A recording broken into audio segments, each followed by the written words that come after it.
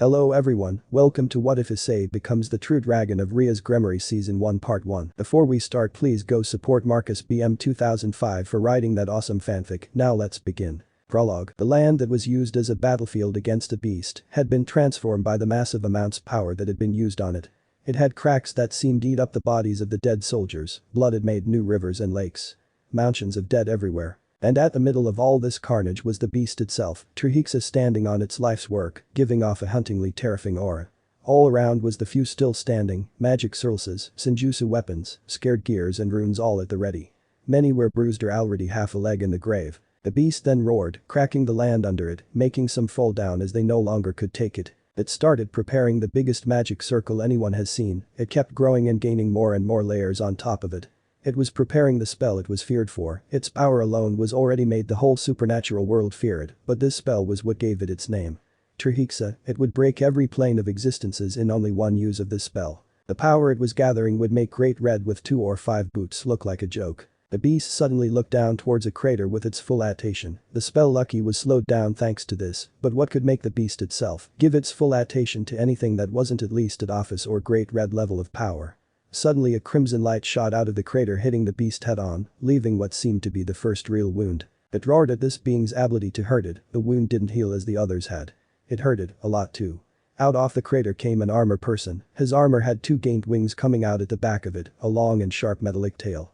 The gauntlets had sharp spike-like claws, with golden spikes up along the arm on both sides. The middle of the gauntlet there was pinkish red crystal ball. The body was quite dragon-like, as the plaits around the rest of the body would remind one of a dragon's scales. It started flying slowly upwards, its wings spreading fully out, showing off its thin pink skin layers, along with the crimson wings growing out spikes of gold.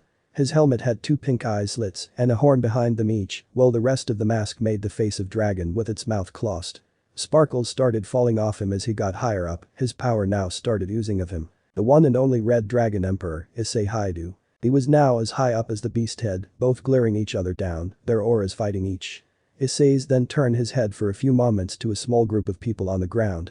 A red-haired woman was looking back towards him. Rias was looking at him with her eyes full of happy tears as she saw her one love still standing and fighting to save everyone as he always does. The others looked on, Kiba, Asia, Kaneko, Akeno, Gasper, Zenobia, Irina and Roswis, but their tears were different, none of them happy but sad as they knew what he was planning to do. Flashback. 5 hours before the seal on Trihexa would break, Issei had gathered everyone but Rias to meet him in Orc. They all did slightly confused about why only them. As they started to come in and sit down in the room, for what might be the last time, Issei began speaking. I want you all to that I love each and every one of you dearly and would never hurt you on purpose, not without a reason. At least his voice was not cheerful, nor sad, just straight. He turned around to look at them all, his eyes moving over each and every one of them. I have a plan to kill Trihexa. If Zetchich's plan don't work, then I will use my plan instead. He tried using his iconic smile, but they could all see that he was nowhere near happy about his plan, especially if he was only going to do this if any of the other plans wouldn't work. Kiba dared ask the question every had in their mind. What would you do if you have to use this plan of yours? He asked, trying to hide how scared he was from getting the answer he feared would mean he would lose his brother, his comrade, his best friend in the whole world. His terror was made real when the one word he never wanted to hear again after he last heard it. I am going to use the long Nia smasher and use everything I have to kill it, even if costs me my life. He said back, his head lowered as he felt shame for evening, saying that he would use this cursed ability of his, the one that nearly killed almost everyone in front of him, along with himself. Diaresis. He was shaken out of his head as he was slapped by Asia, her face already covered in tears. Issei looked up to see everyone else crying as well. Gasper had fainted from just thought. Irina, Zenobia just stood there and looked like they did when they learned about the dearth of God. Akeno was shaking with anger, her tears dripping down her face. Even she cries, she is still so boastful, Issei thought. Kaneko had begun to breath faster and faster, scared of him leaving her alone like her sister had done. Kiba fell to floor with his knees first, then his hands, not wanting his best friend to die for his or the others' sake. Asia fell down as she fainted. It was impressive that she could hold it in for so long. Roswis had stood there and taking it better, at least on the outside. Inside she was crying like a little girl. Issei didn't say anything else, because if he did it would it only make it harder for him to do this. Flashback end. Everyone saw as he started to overpower Trihexa's aura with his own. Rias couldn't help but be both proud and fall in love all over again, as her one and only Issei was the strongest being, as he was clearly stronger than Trihexa, who was thought to be the strongest existence. Issei, I love you more and more each time I see you go beyond your guys, what's wrong? Rias had finally noticed her friend's sad expressions at the sight of the man who them all come to her and become a family. Then it slowly clicked for her as she looked back at Issei custing where all this raw power was coming from. How can gain this kind of strength all of sudden, unless no, you can't do that Issei. She started running towards where the two beings of power were having their aura fighting over who was stronger. She was stopped by Kiba and Akeno as they could cry. She soon grew weak and she soon gave into tears. I am sorry Rias, he said, we couldn't tell you we wanted to, but he would be sad to know he didn't want you to. He want to lessen your suffering, make you think clearly until there was no other choice. They had all talk over each, but Roswas had finished for the others as they could all barely speak nor think straight anymore. Why? Rias asked slowly as her hair covered her eyes and tears fell down onto her skite. No one could make themselves say anything as no one knew how to explain what went through his head. Her aura started leaking, soon exploding into a massive crimson red sherp where only she and Issei could stay, just like when almost died in her hands when he was bitten by Fenry. Issei felt her power, a small tear leaked out of his helmet, the gem on his left arm started glowing. Partner, no Issei, hi, do you and I have had our bad and good times, you have ruined my image, but have built it back better than before, you have done what some would see as impossible. I was never good at these things, but I am proud of you and am happy to spend the rest our lives together inside this gear. Everything is ready, you only have to do one thing, and we can finally have Pierce. Drake said, his voice standing strong as he was soon to lose his best friend, his greatest host and the one who is soon to defeat Trihexa. I like our time too, but now I would only I'd like me can and press the big red button. See you inside the gear, I enjoyed time. He paused as he tried to catch his breath, this was much harder than he thought it would be. But he would do this for them, and he would never change this life he has, or had. I am Issei Haidu, the Red Dragon Emperor and the pawn of Rias Gremory, and I vowed to become the strongest pawn ever, dragon of domination, Long Smasher. It was completed crimson, it covered everything and everyone, it didn't hurt, but a roar of pain could be heard faintly. The crimson soon retracted itself and showed the now empty land and sky. The clouds had all been pushed away, leaving an open field where Gaint was now laying down on the ground, slowly turning to ash. But what shocked everyone was the pink horde flying in sky. It cracked and completed broke apart, turning to dust like fragments and getting flown away into who knows where. It was still seen for a few more moments, then people began cheering and roaring in happiness. People danced, jumped and so many other things, until a loud was heard.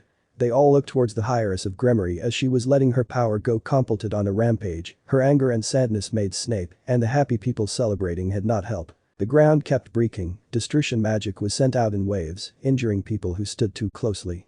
Issei, come back to me, Issei, she cried as she kept letting her power become more and more violent. She was stopped by her brother as he held her closely, not knowing what to say, but could only do this much for now. I am sorry Rias, he sacrificed himself for us, no for you, this made her fall over, BQ she had overexerted her powers, and her mind couldn't take any more.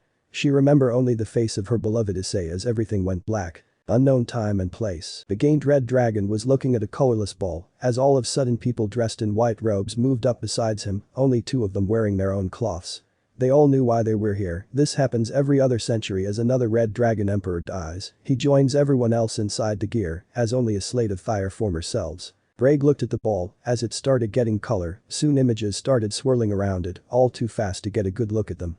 But they all, most at least, had a red-haired figure in them. They had Rias and Issei Totter. The ball soon to take shape of boy, his hair spiky, wearing his school uniform. Drake looked at him happy that he at least had his sanity, the curse of the Juggernaut drive hadn't screwed him over like many before him. He soon stood on the ground, his eyes closed.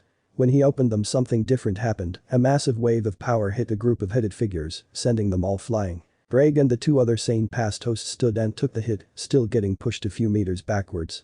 Drake was impressed at this, and then his instincts told him that something had entered the space, something that shouldn't have been possible. His instincts told him that it was coming from Issei, he was not supposed to be here. Why does the gear reject him? He is a host, he was the host. Issei, come here, Drake yelled, he wasn't angry, he just felt he needed to shout or something to gain dominion. His host had died before the Long Smasher had ended, he had somehow got to keep a part of that power, making Issei as strong Great Red right now. Issei moved toward him, Drake could see him trying his best to keep his cool and not cry. Issei, welcome to your new home, Issei eyes only grew more sad, but then is what I would say, if the gear wasn't right now trying to push you out of it. Drake said as Issei looked at him with seemed like a slight glint of hope, it then soon to despair as this might always mean that be sent to some sort of dark void instead, to spend the rest of his life there. So I am going to be kicked out of the boosted gear, why? Didn't do everything right. Why can't I just get to enjoy his afterlife in peace? He spoke with his hand over his face, feeling the world was just trying to keep kicking even when he was dead, which he now was.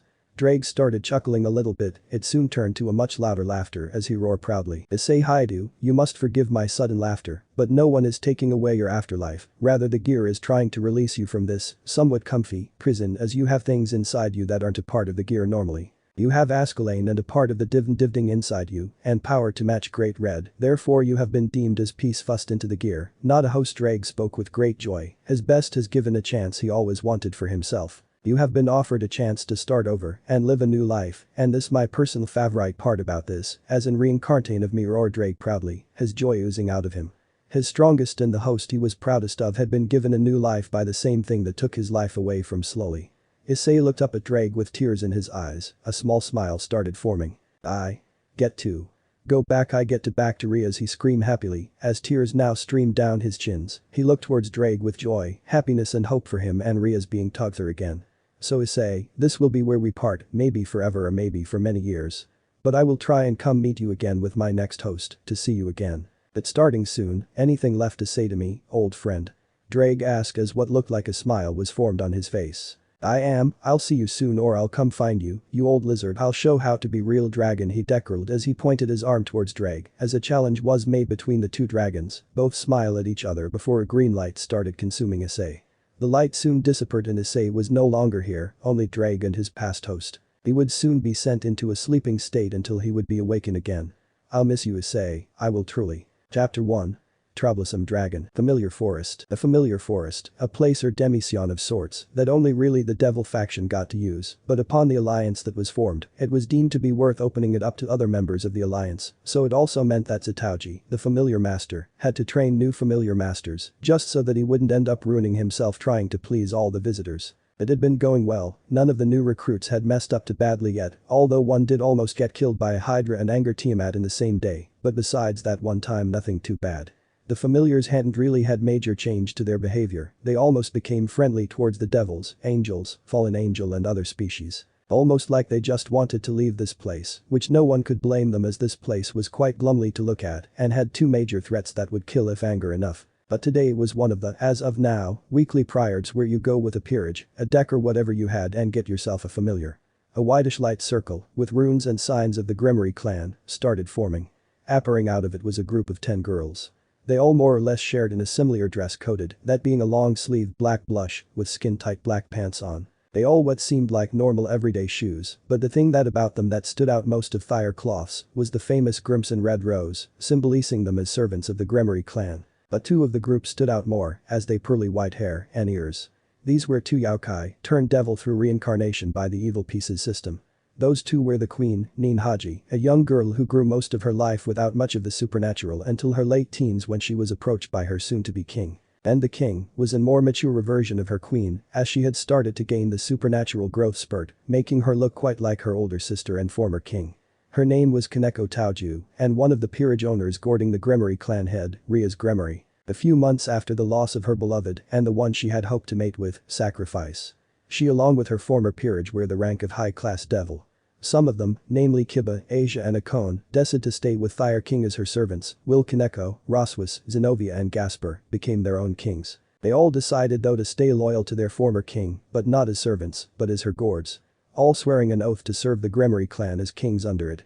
Each of them made a peerage that best suited their new jobs and trained them to be a fighting force that few could stand against. Kaneko's peerage had been sent by order of the Archduchess to investigate the large migration that was happening in the familiar forest, as many familiars had started to appear and others had started to move away from Spefix areas, namely the territory of Tiamat the Chaos Karma Dragon King, the Hydra and the New Dragon. The first two had lived in the forest for a long time, so the familiars had gotten used to them, but this new dragon had many of them run away from their homes and habitats as it had scored the land near its den. But what really worried the familiar masters, who had sent the recusant in the first place, was that it was the only dragon in the familiar forest who didn't speak, or rather couldn't speak. They had been able to get close to it one time, as it was patrolling its territory, and had tried to communicate with it, but it had been unable to talk or just ignored them. As it was a dragon, said to have made quite a name for itself in the forest, as it had already burned around the size of Tokyo, times 2, worth of land, and made it the sole inhabitant of it.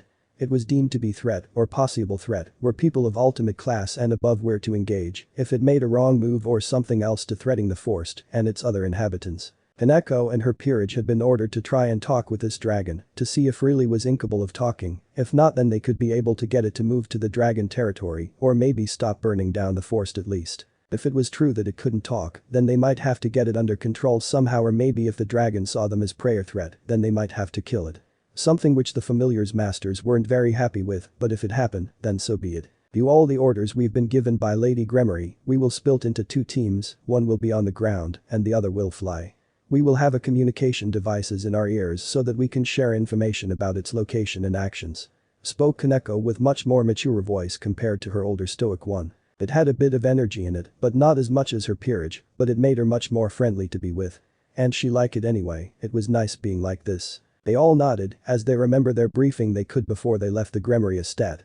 The 2 rook and knights along with 1 pawn group up and started to walk into woods, towards where they sensed one of the 2 strong dragonic energies. Will the Kaneko, her queen, her 1 bishop and 2 remain pawns spread out their wings and started flying over the trees towards the other strong dragonic energy. Kaneko as she was flying, suddenly got hit by energy that felt quite familiar to her, though she didn't exactly know why. It felt very powerful and scary even, like she was prey heading towards a predator willingly. Her group had also by now been hit with this energy and was a bit scared by it too now. But Kaneko was more focused on why this energy felt familiar, yet completely alien to her, like she knew it, but also didn't really. It reminded her of the 2 things that had been left behind Issei. It was Asclone the Dragon Slayer, which she kinda wished she could use right now, and the gauntlet version of the Divine Dividing that Issei had taken from Vali in their first fight, costing him a few decades of his life in exchange for taking in that power. They had been found in the 7th level of heaven as Lord Michael was working in there to repair the damage done to heaven. They had just appeared out of nowhere, emitting a strong energy that when Michael looked closer, he found it was quite dangerous to almost anyone, be they supernatural or not. The 2 last reminders of Issei's younger days had become quite terrifying artifacts that could very well kill a Satan Sheriff class being. They had been given to Rias as reminders of loved one, which she had accepted and had them placed in her office behind make seals, as they were quite unnerving to be near for long periods of time, unlike Rias who just seemed to not let it faze her. But the artifact's energy was similar to that of Issei, as well demonic power, dragonic power and Trihexa's corruption, but why was this making Kaneko feel like this energy was familiar? Was because it was dragonic or because it was some dragon that been too close to Trihexa and taken in some energy from it, will it was in its egg? She really didn't know and made her more confused, so confused that she had been ignoring her queen calling her for the last 12 minutes. Kaneko yelled Neen, as she getting tired of yelling, though sigh when her king finally looked back at her. What? Asked a more stoic Kaneko as she was still in her train of thought. I was just saying that 12 minutes ago, the group found the first source of dragonic energy. They have realized that it was Tiamat's cave and are now on their way towards us. I was going to ask if we should land for now, as Hani and May have founded the area we think the dragon lives on. Neen asked, a bit tired and worried, mostly for her king's sake, but also for the possible future. Kaneko thinking this over in her, seeing that she could get a moment to maybe feel the energy a bit if they landed, agreed her queen plan, and landed on the dark green undergrowth of the forest. She poured a bit of her senjutsu into her sense to feel out this energy a bit more, which her noticed and decided to do the same, to see if she could find whatever had her king attention, and maybe will doing attract the other group, coming to regroup with them. She felt the energy of the dragon as well, but nothing to really make worried or anything of the sort. Maybe Kaneko just has an off day, maybe I'll ask later. She thought as she stopped trying to sense and just sat down to rest a bit. Kaneko however was starting to sense more and more things that made her wonder how this energy was familiar, as she felt the strong will, the negative emotions and aura of the dragon much more deeply, making her feel a connection to it, but why? Why did she feel like she knew this dragon? Maybe it was child of some dragon she fought alongside with during the battle against the beast. No, not likely, the only dragons there were mostly evil ones, which had been destroyed by the combined forces of Great Red and the 2 heavenly dragons. Other than them, there was also Tannen, Yulong, Tiamat, Vitrasaji can summon Vitra in a way, and Fafnir, not many others, but those she did see had been killed or had died after by dragon's fall, a sickness for dragons, after losing a mate or them being betrayed by a mate, which both happened for some. As she started sensing another energy type inside of the dragonic energy and corruption that almost was shielding this one stream of energy, making her start to focus harder. It felt like hours, as she was metaphysically getting through the 2 shielding ones and near the inner one. It had though only been 5 minutes, she could now almost feel it, almost see it and understand it. Was what she hoped, but when she got inside what she saw was not what she expected. 2 golden slits looking back at her, looking into her energy and her soul. She felt like she was being watched by a predator. She was being watched by a predator that she had more or else just being telling that she was here. She had let it know of her and her whereabouts without even noticing. She suddenly opened her eyes, looking towards her group in a worried look as she was scared that she may have just doomed them. The other group had regrouped with them, which she was thankful for now that dragon was likely on its way over, maybe to find her or to fight her for looking at something she maybe shouldn't have looked at. Everyone get ready, the dragon may have sensed our presences and is probably on its way, Kaneko spoke as her group on instinct got ready for the possible battle ahead. Magic circles, senjutsu and weapons were all prepared. Kaneko was the first to feel its aura coming closer, then Nin and soon the rest of peerage. Everyone ready for almost anything, though two of the younger girls, two of the pawns were rather scared as they had some past trauma after the evil dragon Risavam unleashed on the supernatural world as their family had been killed by an evil dragon. Said dragon was killed by Kaneko, which part of the reason why they asked join her peerage. They soon heard what sounded like wing flaps coming closer and closer towards them. They soon heard a roar, though it might not have as much depth to it, but even then this was still a dragon's roar, a way for it speak in one of the most innocent ways. It was a roar that promised to fight if they get to maybe somehow make it less angry, as they have maybe without knowing it entered its territory, and Kaneko and Nin had spread out their powers. This was seen as a challenge to its domain and rule. And as a dragon it could not take this hit to its pride. Soon the form of a western crimson dragon, with a body seemingly 20 meters long and its wings spread it out to what seemed to be around almost 60-meter wingspan. Its head had two golden slits radiating off anger, with two golden horns on each side behind the eyes, along with a green wave-like mane of sorts at the middle of its head and going down its body. It roared again, this time it was much louder, showing of its mouth which opened up in both upper and lower jaw, moving a meter apart.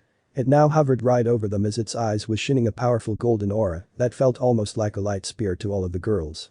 It burned them. They were now off a kale, but if they did anything wrong now, they could lose their life.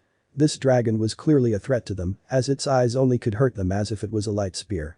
It could maybe already kill them if they were in smaller groups of 2 or 3, but now it could certainly kill them, even with them all here. Its gaze kept shifting from person to person, as it soon landed on Yuno, one of the rooks of Kaneko peerage. It stared at her intently as if it was thinking about something. Yuno was clearly scared as the mere thought of her moving might be the end of her. It moved its gaze again to the two yokai, this time it was less staring and started becoming more like it was examining them. It felt me early as looked into its energy, maybe it's trying to figure out which one of us did that. Thought Kaneko, as she started calming herself. Moving her hand over her heart, gaining enough courage to open her mouth and speak. "We mean you no harm, we only want to talk," she yelled that last part, as she gotten a little scared as the dragon at the sound of her voice. It immediately gave her its full attention as well, making land in front of them, shaking the ground, and making 3 members of her peerage fall on their ass, as their nests have given out and could no longer hold them. It was now only few meters away from Kaneko as it and her head stare down of sorts, each neither backing down. The dragon's eyes seemed to grow larger as it kept looking at Kaneko, while her eyes grew smaller, looking more like a cat's eyes. Their auras soon started oozing out on instinct, trying to make the other yield. Its head moved slowly forward as its eyes almost became soft to look at, making Kaneko put down her guard a small bit as the dragon seemed to have as well. She got ready to speak again, seeing as the dragon was waiting for her to do something, as it didn't seem to be the one who was gonna start the conversation. She calmed herself for a second and then spoke. "I am Kaneko, a king in the service of Lady Rias Gremory, Archduchess of the territory of Gremory. I have come to talk with you, to know why you have been burning down the familiar forest and scaring off the familiars who lived here before," she said, as she waited for it to say anything or at least attempt to communicate with her. It did not go that way, as the dragon reared its head back as slightly opened its mouth as small burst of fire came out from between its teeth. Soon its neck began having a light green glow from under them as it moved towards the mouth. In that 1 millisecond Kaneko along with her peerage got ready for their first real fight after a long period of peace. They just had to fight a dragon as the first thing. "I really wish I had stayed back to eat my sweets," now Kaneko thought as she got into her fighting stance. "No mistake can be made now, not ever against a foe like this one. Everyone get ready, this gonna get rough," Kaneko yelled as there soon began. Chapter 2. Dragon King. Kaneko's peerage had all gotten started activating their Definx magics and such, as the dragon in front of them had been preparing a breath attack that might be very intense as they could not only feel the heat as it was being prepared, but also its neck had stretched out at the innermost part that was a lighter pink as a dark green color had been growing up towards its mouth. Whatever this fire was, it was different compared to normal ones.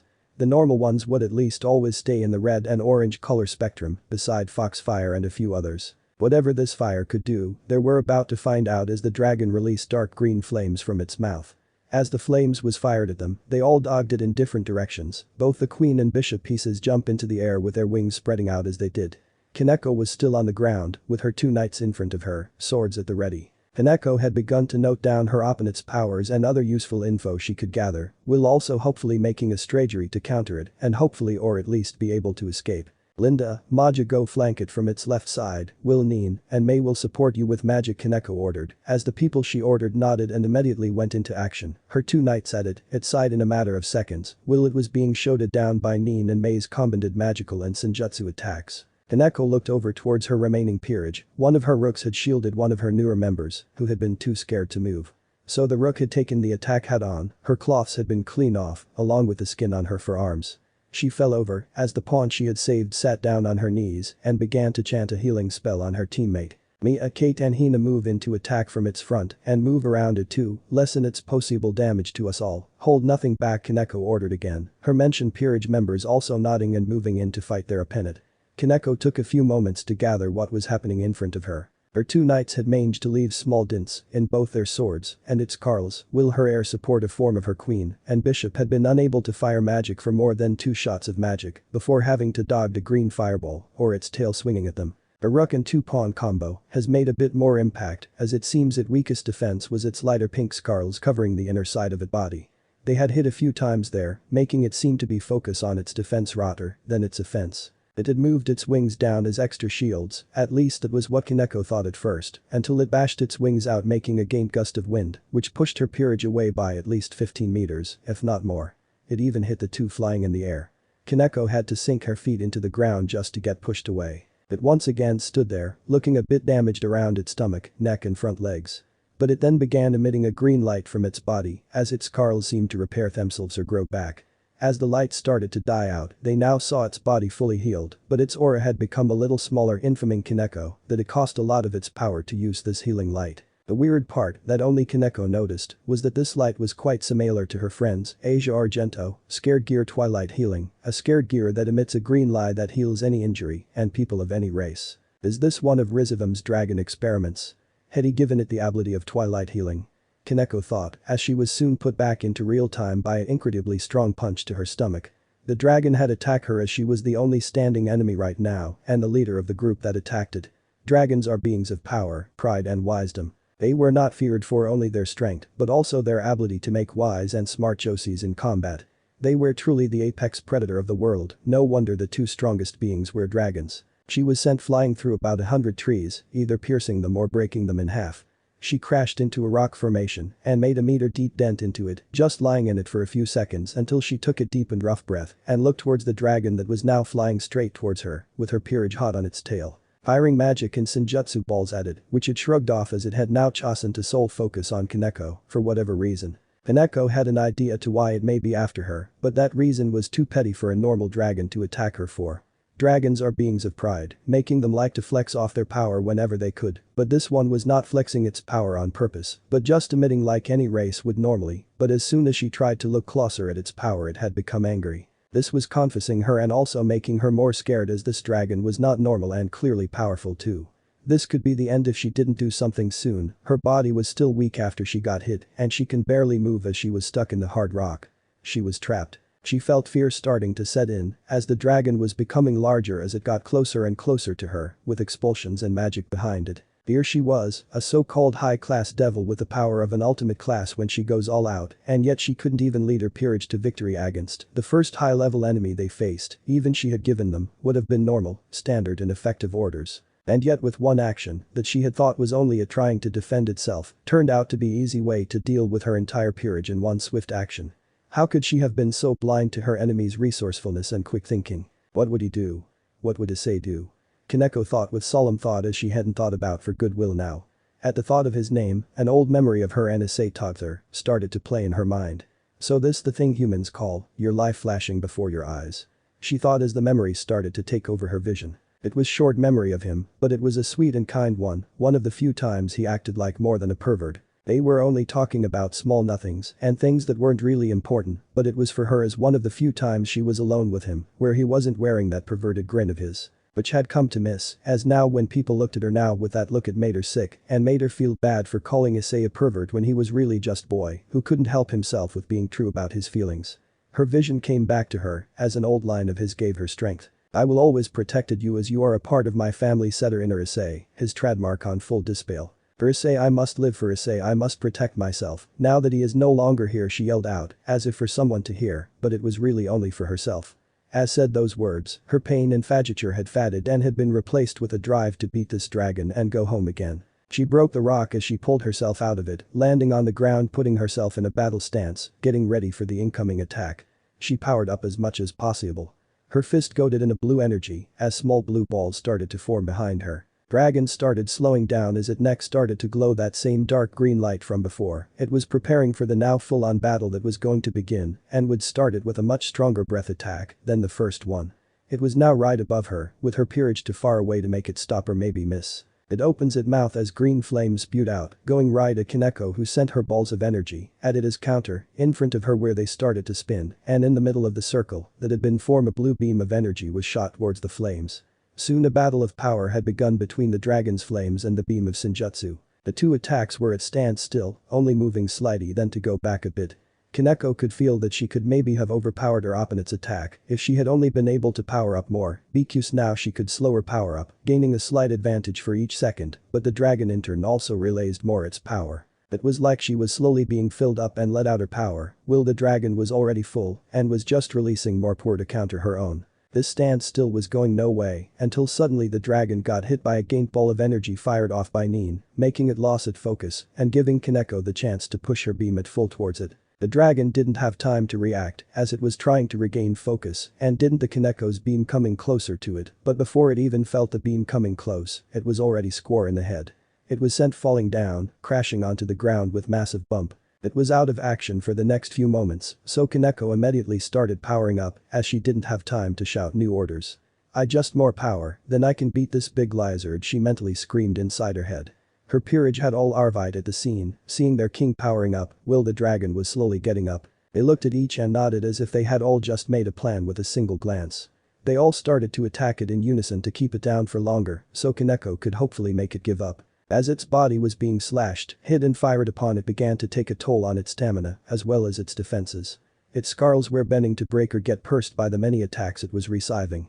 It began to emit the same green chirp around its body again, taking an even greater toll on its stamina and magical reserves. Its skulls were the only keeping it from getting seriously injured, and so it needed them to hold a bit longer. Kaneko Will finally gained enough, at least that is what she thought, to fire one massive attack at her opponent. All the damage and constant attack had begun to take a toll on it, and it was not making it better by trying to heal itself with how tired it had become. She summoned balls of energy again, but this time many more. She made them fly in front of her again and then made them spin at high speed. It was now looking like the circle from before, but much stronger. She fired off the same energy beam again, hitting the dragon straight on. It roared in pain as the beam began to dig into its body, gravely injuring it. Its roars of pain soon died down as it fell unconscious. Kaneko stopped powering the beam, revealing a big hole in the dragon's side. She had not dig into its body by at least a meter, but she had also destroyed many of the skulls near and around the hole. Blood started to spit out as it soon formed into a small pond. "Shit, I didn't mean to kill it," Kaneko thought as she rushed towards the dragon, calling over pawn with the highest affinity for healing spells. Why wasn't she a bishop? Because Kaneko wanted to bishop who could firing multiple circles at once for long periods of time, like Roswis. They started to use any healing magic they knew, trying to block the hole or just stop it from bleeding out. It was quite challenging, as Kaneko knew next to nothing about a dragon body and was surprised at how many blood veins it had, as well as how deep a dragon body really was. Not the time Kaneko focus on saving its life. She mentally slapped herself and went to work. For the next few minutes, any wrong move could be the difference between life or death for this dragon. They were sent here to find, and if it was hostile, then fight it into submission, but not kill it unless they had no other choice, which they did have. Kaneko's knights had tried to heat the tips of their swords and put them on the open blood veins, and it had worked, but not with a few painful grunts from the dragon. But the real problem was now the massive hole in its stomach. Kaneko, it should okay now. It's no longer in any immediate danger, but we need to clean its wound or it will get infected or maybe worse. Should I call Lady Gremory for support? Asked Nin as she had put a hand on her king's shoulder, trying to calm her down. Kaneko didn't quite know what to do. Maybe Asia. No, she would only be able to heal the blood veins, but not a wound this big. Who else could help? She thought as she tried to think through a list of people who had healing magic or abilities similar. She had Phoenix's tears, but those could only heal scratches and small wounds. How were these things in so much in demand when they're no better than a simple healing spell? What else could heal it? I can think about this later, as Neen said it should be in a more stable condition than before. Kaneko thought as she sat down on the ground to keep brainstorming. Then an idea poked into her head, but was it really that smart? Neen, what if I formed a familiar contracted with it? It would be healed as soon as I do, but I don't know if I should. Kaneko asked. Neen looked at her wondering why she didn't say she would use one of her evil pics on it. Why not make it into one of your servants? It would save its life and you would gain a very strong servant. It's win-win. Neen was not one of those who had been Becomes servant after they had been killed, so she didn't really understand the extreme risk of gaining servants this way. No, I won't reincarnate it as a devil. Beside I don't think could if I wanted to, it had power that could maybe rival a dragon king's one day, so it would have cost me all my pawn piss, where at least half would need to be mutated. Plus I as a king am not strong enough for servant of its power. She spoke back, shame in her voice as she would have liked it in her peerage, but would also mean she would force into a different life with its consent. She wanted to keep thinking about this a bit longer, but wasn't allowed as massive dragonic energy was suddenly spreading right behind her. Her whole peerage had gone back into a combat stance to fight this clearly powerful dragon that stood right behind their king. Kaneko sensing the power more closely and immediately calmed down, she who it was, and she wouldn't stand a chance at least not right now. She looked behind her to find a woman. She was quite tall, had light blue hair, with small golden strings attached to it, she was quite beautiful, and had a body most women would kill for, as she was definitely in the top 10 hottest supernatural beings. Her body had all the curves, her dress showed just the right amount of skin to tease anyone, and she had a smile that could melt anyone who looked at it. But her eyes was where her real beauty lied, as she multicolored eyes shifting between colors every second. And when she spoke her voice made almost all of Kaneko peerage weak in their knees. Hello there ladies, lovely weather today isn't it? Her voice so smooth, it could melt anyone with a single word spoken from her.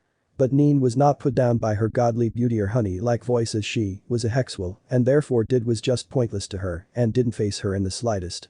Who are you? Step away from our king right now she commanded. Kaneko looked at her, feeling bad for her as she didn't know who she was talking to.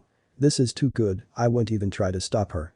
Good knowing you Neen Kaneko internally smirked as her queen was still asking questions to the blue-haired beauty. Why are you here?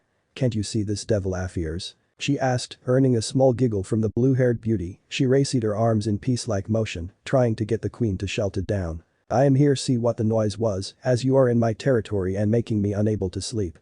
She said, moving closer towards Kaneko, putting one hand on her head and started petting her. She looked back towards the queen and spoke again. As for who I am, well I am Tiamat, the Chaos Karma Dragon. The strongest dragon king and also an old war friend for Miss Taoju here. She spoke, making the queen only scared, as the other peerage members were still entranced by her beauty, not really listening to what she said. Seems I have scared her, my how fun you devils can be sometimes. But anyways may I ask why you are fighting the Red Dragon Emperor Miss Taoju? I thought you were friends. Kaneko looked up at her, shock clearly on her face. She could barely open her mouth when her next words came out. Who did you say we were fighting? Her voice almost breaking, if this was one of Tiamat's bad jokes, then this was in very poor taste, to hell with her being a dragon king, no one made fun of Kaneko mate. Who? I mean Issei of course, couldn't you tell? Well I have been hiding him here for his own sake, sorry about that, but I just couldn't tell anyone he was still alive, not as long as he is like this. I hope you understand, but it was for his safety, I can assure you. She spoke, feeling genuinely bad about keeping him hidden from the world, but she wouldn't have done it without a good reason. Kaneko looked towards the dragon, trying to sense if it really was him. She now saw it was almost completely like the two artifacts Rias had in her office, but the dragon in front of her had just sealed his most known energy away and would attack any who tried to see it. But why would he try to hide it, why not let people see it? Unless Kaneko looked up at Tiamat again, something having clicked inside her head. He can't remembers anything, can he? She hoped that Tiamat would say something to against that like he can, but just attacks people as he is rather unstable right now, but no. Tiamat nodded at her. Kaneko looked back at the dragon in front of her, this dragon that she had almost killed was the love of her life and that of most of her old peerage life too. She had just heard Issei in the worst way, especially for him as he had an almost PTSD-like condition when it came to women showing him love. What have I done? Kaneko walked slowly over to the heavily breathing dragon and put a hand on its face as started to cry in both joy and sadness. Issei. Chapter 3. Still him. An hour later after the fight, Haneko along with her peerage were all standing outside a tall mansion, with mouth-like cave entrance waiting for its sole inhabit. Kaneko was staring directly at the cave, every second felt like hours, minutes like days and the past hour infinite. Her red and puffy cheeks, while still wet as small tears would roll down her cheek every other second. She felt many emotions, some happy while others were sad, depraised, self-hate and fear of losing him again. No, this was not the same Issei, but if maybe even a slight memory of her was still Kaneko. Kaneko was broken out of her train of thought as she looked up at Nin, her eyes looking quite dull as their usually glint and shine was gone by her renewed grief. Nin, seeing she had Kaneko attention, made her way closer to her and began to speak. Not that Kaneko really noticed as she couldn't fully comprehend the current situation she was currently in. "How do you know this dragon, this Issei person?" Nin asked, her voice coarse and yet serious as needed more information about this problem they were facing right now. Kaneko looked up at her again, her sadness more visible than before, her voice was weak yet carried a lot of emotion. "I don't want to talk about it," she said as she turned back towards the cave. Nin wasn't done, she wanted to know about this person that clearly made her king very sad right now. "If he makes you sad, then why wouldn't you talk about him? Did he do something to you?" She thought as her concern began to become more like curiosity. "Are you sure? You seem to be very focused on him. Was he someone from the battle against 666? Nin tried to move a little closer, wanting to make Kaneko feel like she was here for her. Kaneko just kept staring at the cave, not turning or showing any interest in Nin's close proximity to her. "He was. Or is, I don't know anymore," she spoke, her broken voice becoming more clear. She sounds numb, yet like she wants to cry. "I don't understand," thought Nin. "I understand, there are things that you might sometimes not want to or can't explain, but know that we will do anything to help you." She stood up again, next to Kaneko. Kaneko had given her a slight gaze again, giving a small yet grateful smile. Nin upon seeing this became less concerned for Kaneko, she turned around to the others, all looking at them worry in their eyes. They felt bad that they had become lustful after they saw Tiamat, not seeing their king's turmoil. But with a reassuring look from Nin they all became a little more relaxed. "He was my mate. He was a member of my old peerage. He was the pawn. That piece was on the front as the first one, and so was." She paused, took a deep breath and began again. "Issei, he would always be the first to run into danger if a friend was in trouble. This almost cost him his life many times. Until he no longer could." She stopped, new tears rolling down her cheeks. She felt she had to tell them, she owed them that much after all their years taught her. Nin moved her arms around her, hugging her into her chest. "It's okay, we are just worried for your sake. I was a bit curious about him, but I see now I shouldn't ask like that. Can you forgive me?" She patted her lightly on the back as she could feel chest and stomach becoming wet from Kaneko tears.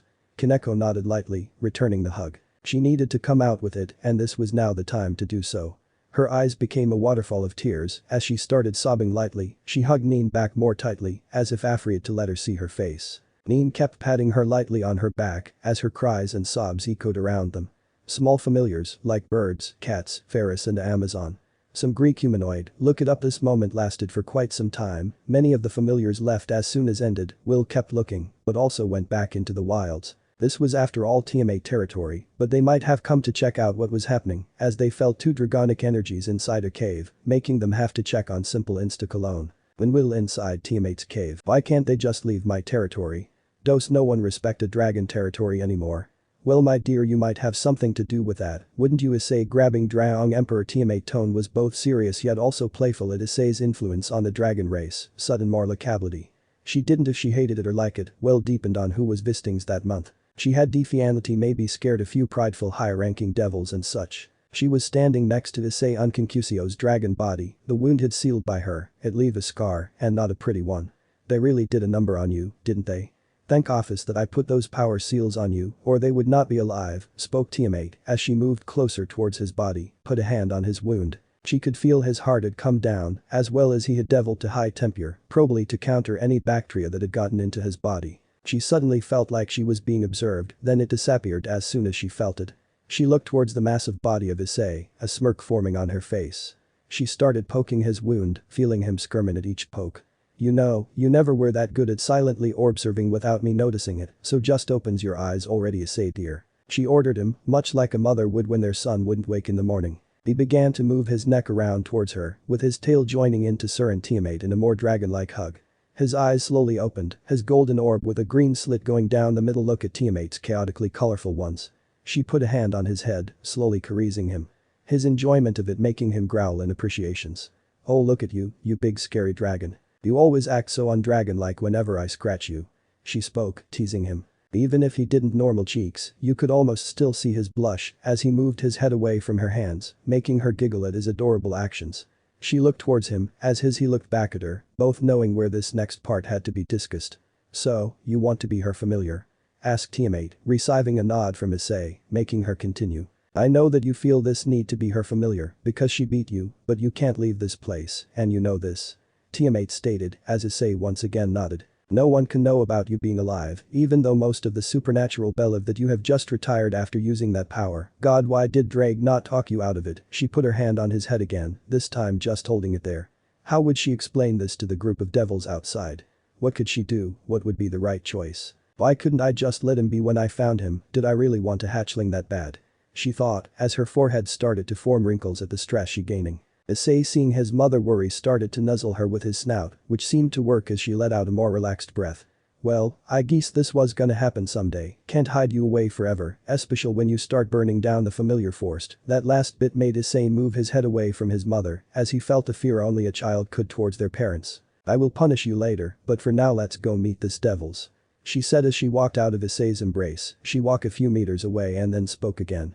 "You better behave yourself this time, or else," she threatened. Soon Issei was on his feet moving behind his mother, whimpering quietly at the thought of his mother's anger unleashed upon him. Last time that happened, he had to grow back one of his horns. He had eaten her food and had then been hit with chaotic fist from an angry teammate. "Don't steal a dragon's food," an important and painful lesson. Outside with Kaneko and Peerage, Kaneko was finally feeling better, the hug from Neen had helped, and she was now ready. Her worries were still there, but she was now better prepared to deal with this. For Issei, for his sake, that was what Kaneko told herself, she had to face her past, or rather a shadow of her past. She felt goosebumps at the feeling of two dragonic auras coming out of the cave, more specifically of Issei's. Now that she had looked closer at it, she could tell it was his, just changed in a lot of ways, but she could always find his old trace in there. It was definitely him. "Greetings again, sorry to have kept you waiting," spoke the cheerful voice of teammate as she and her hatchling walk out of the cave and into the clearing outside of it. The devils, who now knew who she was, bowed to her as all dragons were always stronger than almost all race on their own or with a team. Plus she was the strongest dragon king and the third strongest dragon. "Just don't kill us," as was their real reason thou. Kaneko didn't bow as she was focused on Issei, her heart felt pain and bliss at the same time. Truly she was a young maiden still in love. Teammates, Kaneko wanting to run to him, embrace him again, kiss him again, have him again and to be with him again. His aura, thou weakened at the moment, dance around for in her eyes as beautiful golden, green and red waves and sharps. While she was tranced by his aura, Issei was seeing her aura and feeling a familiar power from her, as if he has met her before in his life. But he has known no one but his mother. He moved slightly forward to inspect her further. He began to notice different details, her cat-like ears and tail. He noticed her small shakes as he moved closer towards her. He still had this feeling telling him he should submit and become her familiar, a natural feeling creature got if they lived in the familiar forest long enough. Yet his dragonic one was telling him not to, as it would be shameful. They both stood a meter away from each other, teammate looking on in joy, while Kaneko's Peerage watched carefully, worried for her safety. Kaneko looked into his eyes, his giant golden orbs. He still has the same eyes she thought, as Issei was also insecting her eyes, finding oddly calming. Before Issei could react, Kaneko had a hand on the tip of his snout. She could feel his slow breathing as his nostrils moved slightly to open and then close. Teammate looked on shock, not expecting him to let her touch him so easily. "I guess humans are right when they say love know no bounds," she thought, placing her left hand on her chin. Kaneko moved slightly closer towards him, putting her other hand under his lower jaw. She moved towards his left side, slowly, as she was unsure if she was allowed by him, always keeping eye contact to see if she could come closer. He didn't seem to mind. She hugged him almost, though it was quite hard as he was so big, yet as if he read her mind, he began to curl his neck and tail around her. Her Peerage thought he was going to attack, yet was stopped as Neen put out a hand in front of them. Teammate looked on at the beautiful display in front of her. Issei laid down on the ground as he closed his eyes, tightening his embrace around Kaneko. She gained a small blush at this, as she did something she hadn't done in a long time. She sat down near his stomach, feeling his stomach rise and fall as he was breathing. She looked from his resting face to teammate. She then looked back to his face, or rather his closed eye. She started to touch his body, carefully and caringly. Her hands moving with the finest care she could show, as he answered back via pleasant growls. Her face adorned a blush that she hasn't had for many years now, her eyes began to let small happy tears out. "Hey, pervert," she spoke, her eyes now crying as she had a beautiful smile. Issei opened his eye and looked at her intensely, his golden orb shrink in size as he heard her speak. She didn't seem too frightened by his sudden actions, unlike their onlookers, even Tiamat was a slight bit worried. Kaneko moved her head towards his golden eye as she put both of her hands on his head. "That's what I used to call you, Issei. Do you remember that?" she asked softly as his eye shivered slightly at her words. Never thought he would react like this, as thought Tiamat as his worries grew smaller at their interaction, unlike the devils behind. Neen had to try her best to not attack, but believed that they should only observe for now. "Just be fine, that's all I want." Neen would drop her arm at any moment as she was unsure of how the situation was going. Kaneko moved her hands to try and hold his head, quite a task as his head was easily the size of a teenage boy. His eyes was still shivering, but he let her hold her, he felt calmness in her hold. "Do you remember your name?" "It's Issei, Issei Haidu." She spoke softly as she started patting his head, giving her pleasant growls and his eyes becoming more soft. He reacted to this name, but he couldn't show it before Tiamat walked over towards them and sat down on her nest next to his head, blocking the Kaneko's peerage line of sight to her. He does know his name, it's one of the few things he remembers. "It's how I knew it was him when I met him." She spoke as she started to enter her more motherly feelings. "He don't remember his last name, I did try to call him by that, but he wouldn't reacted. He only reacted to Issei and somewhat adorable. When he was younger he would always look at my eyes whenever they became crimson red, even now he looks every once in will." She spoke as she put a hand on his head and moved her hand up and down to his face. She looked so much like a mother, thought Kaneko, as she kept holding his head, his heat warming her up with a relaxing feeling. "Then why can't talk?" "I get him losing his memory, but I thought he would at least be able to speak." Kaneko asked, not turning to look the dragoness, but keeping her focus on Issei, as he seemed to react to this accusation as well, looking towards to his mother for an answer. When Will Tiamat looked at the two, wondering how she was going to answer this, it was quite simple, but she too had doubts about his lack of talking too. "Well, I don't really have an answer, he should have been able to speak by now as he is 10 years now, normally for his kind of dragon he should begin speak a year or two after his birth, but he has never spoken a single word. The only way I can talk with him is through our family bond, he may not be my hatchling by blood, but I see him as mine." Tiamat answered, it was worrying her a little bit that her son was unable to speak his mind freely and not with his own words. Kaneko looked to her puzzled.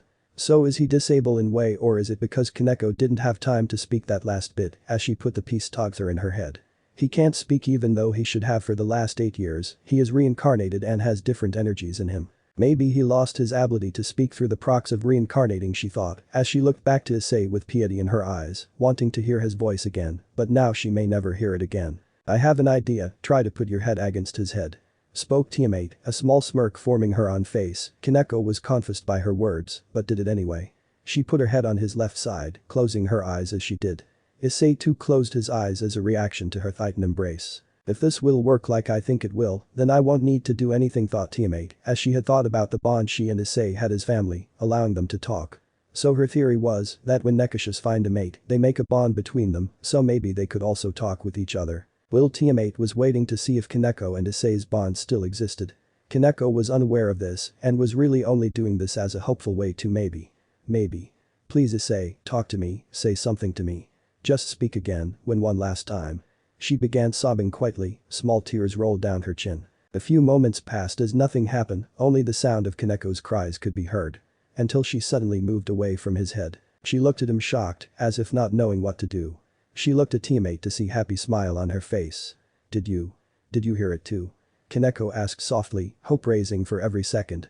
"Issei dear, would you mind saying that again? I don't think Kaneko got it," asked Tiamat looking towards her son, her smile brightening up as her theory had worked and now she just needed to see if really did. "Why are you sad, Kaneko?" asked Issei, his left eye focused on her alone. Kaneko looked at him in joy, tears rolling down in streams now, all of them happy. "I was sad, but now I am happy." Kaneko giving in and kissed his forehead, shocking him at this sudden action. Tiamat just looked on as she was smiling brightly at their interaction.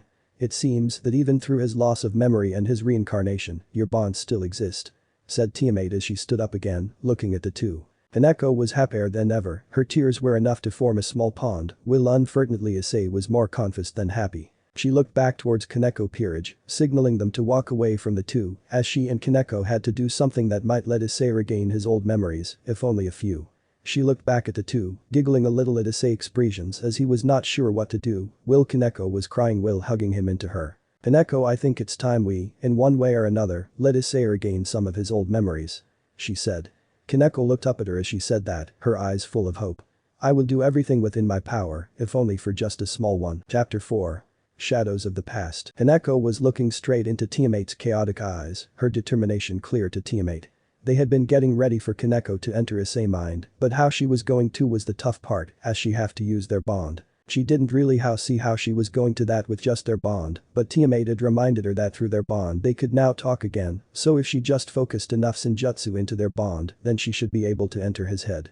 They would do it when Issei was sleeping, so they had to make that happen too. Kaneko find his sleeping self quite cute, to think this used to be a mindless dragon in her eyes only half an hour ago, and now she find his actions cute, yet sad, since she would maybe never see his old self do those things again. Tiamat and Kaneko had moved themselves and Issei inside Tiamat's cave to perform this ritual or whatever it was. Issei laid mostly still as he slept heavily, making his mother and Kaneko giggle a little at how weirdly cute he could be. Are you ready? Asked Tiamat. Kaneko looked towards as she nodded, she stood up and walked towards his sleeping body. As she sat down next to his head, Tiamat began to explain how she was going to do this. First put your head on his, close your eyes and try to find the bond with each other, your connection if you will. Kaneko did as instructed, moved her head to his, closed her eyes, and began to search for their bond. She began to feel like she was swimming, but the water was heavier than normal water, but she began to push through it. She began swimming to what she felt like would be the surface, she swam and swam until she started to see faint light ahead, multiple lights in different colors.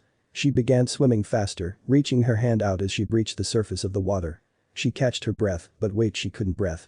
Why can't I breath, is this why I didn't feel any discomfort while under the water? It then dawned on her, she was inside Issei's mind, or was she? Metaphysical connection between Kaneko and Issei. Kaneko stayed afloat as she looked around in this seemingly eternal space. This had to be their bond as a metaphysical plane between the two. Neat. She thought. She began swimming forward, not that she really what was forward in this place. She saw what looked like a small island made of rocks of some kind, she couldn't really see as this place was dark, the only real light being the multicolored stars. This space was beautiful, a shame she can stay to look for too long, as she needed to find a way inside his mind. She swam towards the island and began climbing onto it when she reached it. She felt weirdly enough not tired after all this swimming and climbing. This place was not making any sense to her so far, other than she didn't need to breath or relax, as if she didn't feel faggoture or needed to breath. So strange, I should get this over with as fast as I can. Kaneko thought it as she began to walk around the island, trying to find the middle, as might have some way for her to go or at least tell her what to do. She did find something, she found a giant magic circle. She walked closer to it, slowly examining it as she did. It looked quite like a Gremory one, she even made one just to check, but as she did she only got a glimpse of her own as it broke. She looked confused, but took it as another rule in this space, no magic. Possible also no senjutsu. Luckily she preferred hand-to-hand combat anyway, as she much stronger in that field, she just senjutsu, because few race can take a direct hit without gaining at least wound, as not many can defend from it. It seemed to still work in this space. Thank the Mose, Kaneko prayed, as she kept looking at the circle before her. On closer inspection she realized it was a transport circle, the weirder part it was the one Rias used before Issei became a part of their peerage, she could see it at the missing scripts and signs. Did was pre-Issei, Asia, Zenobia and Roswas. Wonder what it's doing here. Oh wait, this must be a replica of the one Issei got when he was killed by that crow, Kaneko thought as she slammed her fist into her open palm. So now comes the questions, do I just jump into it? She asked herself as a plan began to form in her head, does she just pour some magic? No wait, that wouldn't work right. She tried and it did work, she could now hop a full teleport to Issei mind. It was a risky option, but it was her best one as she didn't really have any other ones. With a calm breath and a strong heart she put her feet on the circle. She was soon teleported as crimson red encased her in its red light. She felt herself reappearing as the light had died out and was replaced by what felt like sunlight, funny and it, the one from the human world. She opened her eyes, seeing she was in cow in the park Issei died in. Wait, why was I brought here? She kept looking around, this was definitely the park and cow, there was their trees, the bush walls, the old sweet cafe and the fountain with fire. Wait, fire? Kaneko looked towards the fountain spewing out fire, with one major line of fire spewing into the sky. Said flame began to change shape, then color. The color of raven black began to form as it began to expand and shrink in certain places as if formed a body of woman. It began to gain more and more features, like quite the gifted chest area, nice and thin arms and a pair of wings. Kaneko's eyes widened as she began to see who this person was being formed into. No, not her. That damn bitch won't stop even when he's memory gone. Kaneko began becoming angry at the thought of her, that bitch who caused the most damage to Issei, in the long run, and even seems to do so now. Rainer, so you're still alive. Screamed Kaneko at the now dying flames as if the body of Rainer flew out of it, her evil smirk already adorning her face. She began giggling until it turned into full laughter. Haha, of course I am, he can't ever let me go, unlike you and those other bitches it seems. Maybe you didn't like him enough. Rainer spoke as she began to spread her wings, floating a few feet over the ground. Her smile piercing Kaneko as she hit a nerve. Oh? So you think so too? Quite funny isn't it? I know I am simply Curse who copied someone else, but even then I and the other cursed and damned ghost of his former life are all self-aware, and we won't ever let him have a good life, ever, she yelled as she summoned multiple light spears all around her, all of them pointed at Kaneko. She held her hand up as she was powering up her attack even more. At her hand's drop, at least over 50 light spears were shot at Kaneko. She tried to dodge them all, but too many hit her. Her legs, her stomach and her arms, none gave her wounds, only Strax and Brussy, but even that is very dangerous for her. Rainer began laughing at her as she prepared more spears. She was going to make Kaneko dance for her, and Kaneko knew that. Which was why she had begun preparing Senjutsu while Rainer had attacked her, that should be able to stop her or at least hurt her. Rainer kept sending wave after wave after wave of light spears at Kaneko, making her lose ground as she was being pushed slowly further and further away from her. She landed on the fountain, making the flames die down. Kaneko had waited for a chance like this, as she would probably be tired after throwing all those spears at her. She sent multiple balls of Senjutsu at her, surprising Rainer as she didn't have time to dodge or put up a strong enough magic shield to block all of the incoming attacks. When Kaneko could see Rainer again, after all her attacks had done their job, hopefully, she saw something that shocked her. Rainer had multiple holes in her body, but what shocked her even more was the fact that fire came out of those holes in her body. The fire was the same raven black flames from before. Her body began to spew out more flames, covering her body fully, and then began to form a much larger version of her. Rainer was now at least around the same size of Tannen, her wings covering a large portion of the sunlight, like night had just come. So, you think with your small balls of your kitty magic that you could kill me? Don't make me laugh, how could you kill a Momori? I am immortal, laughed Rainer as she began summoning even larger light spears, though they were fewer in numbers this time, only 15, but with their size they were going to be hard to dodge. I don't care if Issei could do the impossible, then so can I, screamed Kaneko back as she began powering up her beam of Senjutsu, but this time it was a lot bigger than the last one. I would like to see you try, and even if you manage to take me down, there are still others who will stand in your way, gloated Rainer as she fired off her light spears. Kaneko dodged them all perfectly, shocking both herself and Rainer. But she didn't have time to think about that, all she wanted to do right now was to kill Rainer for even daring to still be alive in any form. The circle of Senjutsu was formed again, expanding as she fouled more power to it. Take this, you crow, screamed Kaneko as the beam was fired off, hitting Rainer right in her heart. No, I will never let that lowly boy ever have a good life, screamed Rainer as her form began to pull itself apart as flames spread around her whole body, burning her instead of powering her. She began shrinking as ash from the flames began falling off her charred corpse, forming a now much more wasteland-like cow, buildings destroyed, corpses of people everywhere. Kaneko looked around at the changing landscape, trying to remember this but finding no answer. What is this place? Is this Ragnarok? No, maybe this is the fight between him and Risser. No, that wouldn't make sense, that flame bird could never do this much damage, then, who? She asked no one in particular, but got an answer from a crazy voice she knew all too well. Yo, devil shit, missed me. Because I have, you never let me cut you up, plus you hurt this artwork of a face of mine. That wasn't very nice of you, screamed the white-haired ex as it freed Salzen. He was moving weirdly when Kaneko turned to look at him, her anger rising at the sight of him. You, why the buck are you here? Kaneko yelled as she didn't even give him a chance to answer as she had already jumped at him, punching him a second later into many broken buildings behind him. After that she stood up and looked at her handiwork. He should be die after that, but I don't know anymore. Rainer was way too strong compared to her old self, Kaneko thought as she waited for the scene to change again. Instead she heard clapping from above her. Impressive, very impressive, little devil. I see why there's so many memories in here about why he shouldn't anger you. Laughed the pale cadre fallen angel, Cacabriel.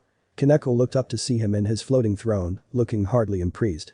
She didn't want to talk to him as she had begun to see that this was going to be a really long journey just to get to Issei's own mind. Wait, this was his mind, or else these people wouldn't be here. She didn't feel haunted by them too much. Why did you have to be one of the memories that haunts him to this day?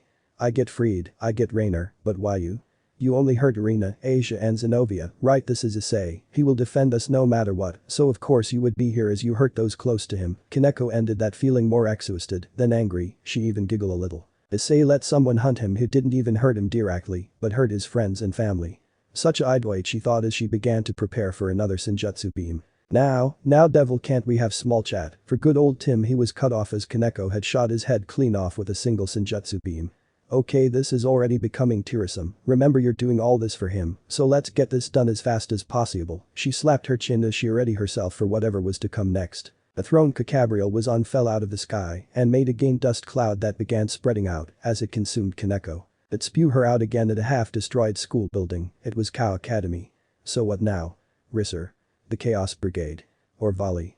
Kaneko thought as she looked around for the sign of her next opponent. It didn't take long as Fried walked out of some rubble with a merged Excalibur. "Hello again, Devil-chan, I saw you take out the early me. That was not very nice of you, but now I can avenge him with this beautiful baby." He laughed as he began running towards her full sprint. Kaneko was not fully ready and got cut in her arm, and got it hurt. It really hurt. "Oh, did you forget this thing can kill you with only one stab, so try to stand still please." "Okay. Because here I come again," he yelled as he jumped at her again with a downward slash, followed by a sideways one, then upwards, and then he kept repeating the simple style. Kaneko tried her best to defend herself, but she was struggling as Fried would either speed up or have the sword grow longer or bigger, even sometimes make it invisible. "Why God, why did you make this?" She cursed at the dead god. His attacks began to become faster as she was barely dodging anymore by only the neck of her skin at times. Every slash was now a 50-50 as if she could dodge or get hit. "Enough of this, I have beat other swordsmen, I can defeat him as well," she thought as she began spreading her Senjutsu around her body as a body enhancer of sorts. She began dodging with ease and could even hit a few times at him, making him lose focus a bit as he now had to switch between attacking and defending. "Stand still and let me kill you," he yelled in his frustrations at Kaneko's comeback. His sole one-sided fight had changed to a somewhat even fight, then to Kaneko having the advantage as her hits began making contact to either him or the sword, leaving it a bit bent over time. She pushed her chance and with an extra powerful fist broke Excalibur into pieces. A deja vu, she thought as she began beating up Fried, who was coughing up blood by the many times stronger fist, as Excalibur gives a defense buff, which he no longer gained. "Shut up and die for good," Kaneko said, and she probably broke his ribosage into his lunges and heart, making him spit out blood. "Now that is hopefully over with, what is next?" As she said that, Fried's dead body began to melt into the ground, making it slowly turn from the sandy PE field to a much grayer and rocky landscape. "Oh, I remember this one, time to put down the dog," she thought as she slammed her fist against her, realzing more of her power, powering her up to at least low-level ultimate class devil. She stood there and waited for Loki or Fenrir to appear. Speak of the devil. The gained hill blew up as out of it came Fenrir, much larger than last time, but still the same dog who was on the list of beings who almost killed Issei Haidu, which was surprisingly long. She began to prepare a stance, not knowing if it was going to be of much help, but it was the best she could do as this opponent along with Rainer might be the two most powerful so far, since they have both seemed different in some way, flames for Rainer and larger Fenrir, there was something there, she just didn't what. A Norse rune was suddenly formed above Fenrir, it made a spilt in the middle of it going up and down his line, and opened up like a door. Out of the rune came Loki, the Norse god of mischief.